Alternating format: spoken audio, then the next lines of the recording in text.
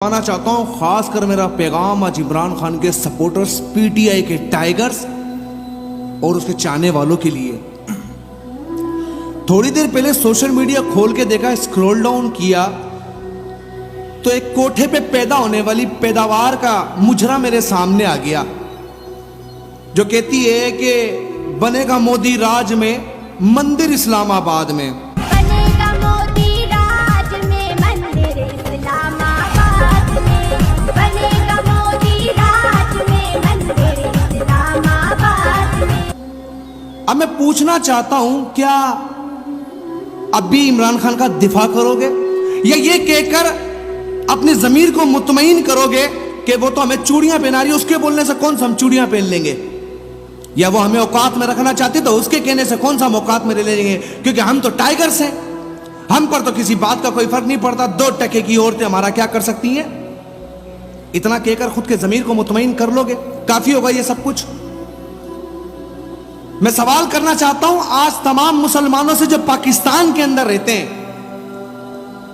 वैसे तो हम बहुत बड़े मुसलमान बनते हैं, उलमाओं की तजलील करते हैं, हर एक उलमा को यह कहकर उन्हें पांव के नीचे रोंदने लग जाते हैं कि ये मुल्ला कौन होता है मैं दीन सिखाने वाला, क्योंकि दीन के बारे में तो हम सब कुछ खुद जानते हैं। आज के मुसलमान ने यह कहा कि इस्लाम सबको बराबरी के हकूक देता है। किसी ने पसे पर्दा शरई हिसाब से जानने की कोशिश नहीं की कि इस्लाम की रूह से जो शमशीर के जोर पे या जोर बाजू पे मुल्क हासिल किया जाए, उसमें कितनी इजाजत है इनको मंदिर कायम करने की। जब तुम अल्लाह और शरीयत के खिलाफ जाकर फैसले करोगे तो इन जैसे कोई ठगी तवाइफें तुम्हारा मजाक ही उड़ाएंगी। अब सवाल यह है कि तुम्हारा जमीर वाकई मर गए? कितनी बार तुम्हें यह आवाज दी जाए कि खुदा के वास्ते जाग जाओ। कभी कश्मीर में बच्चों को रोंदा जाता है, कभी कश्मीर में बच्चों के सामने उनके वालिदैन को शहीद कर दिया जाता है, कभी मुसलमानों को दाढ़ी से पकड़ के शराबें पिलाई जाती हैं, लेकिन गैरत नहीं जागने को तैयार। आज एक बदबूदार इंसान आकर पाकिस्तान को बुरा भला मुजरे की सूरत में कहता है, क्या अब भी हम इस बात को कहकर यह कह देंगे कि नहीं जी इमरान खान ने बिल्कुल सही डिसीजन लिया है, हम उसके खिलाफ नहीं जाएंगे, हम इस्लाम के खिलाफ जाएंगे।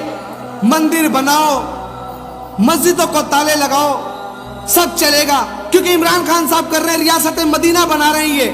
अरे मुझे उसके टाइगर्स ये भी तो बताओ कि रियासत मदीना में ये जुल्म कब हुआ? मेरे आका मौला ने फरमाया कि मैं तो दुनिया में आए बुतों का खात्मा करने के लिए हूं, तो तुम किसके मानने वाले हो? यार खुदा के वास्ते थोड़ी देर के लिए अपनी इस गंदी पॉलिटिक्स से बाहर निकल के इस्लाम के लिए एक मुसलमान तो बन जाओ। ये कौन सा तुम्हारे अंदर ये शैतान घुस गया है? चंद लोग पोस्टें करते हैं कि 2018 में इमरान खान जनून था, 2023 में जीत होगा। अरे भाई वो सबका प्राइम मिनिस्टर है, अगर वो सही फैसले करे, वो इस्लाम के खिलाफ कोई बात ना करे, लेकिन जहां नजर उठाकर देखो तो कभी कादियानियों का फेवर, कभी हिंदुओं का फेवर।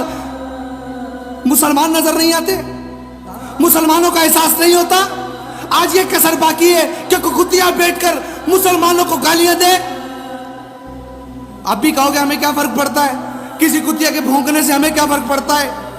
अरे वो भौंक नहीं रहे, वो काट भी तो रहे, वो बुजुर्गों का तमाशा बना रहे हैं, वो कश्मीर में हमारी माँ बहनों का मजाक बना रहे हैं, लेकिन किसी को कोई शर्म आने को तैयार नहीं है। कोई भी शख्स सोचने को तैयार नहीं है कि हमारी गैरत अमानी मर चुकी है। अब मैं बात कर रहा हूं तमाम इक़्तिदार के लोगों से, इस मंदिर को अब रुकवाओ, अब एफआईआर दर्ज करवाओ कि पाकिस्तान में कितनी गुंजाइश है आइन के अंदर कि वो इस तरीके से मंदिर बना सके। अब एफआईआर दर्ज करवाओ, कोर्ट के दरवाजे खटखटाओ कि हमें इंसाफ चाहिए। हमारे मुल्क के अंदर कैसे मंदिर के अंदर परमिशन दी गई बनने की कि मंदिर लॉन्च किया जाए? कि आइन में कि इस्लाम की रूह से पाकिस्तान के आइन के अंदर ये गुंजाइश है?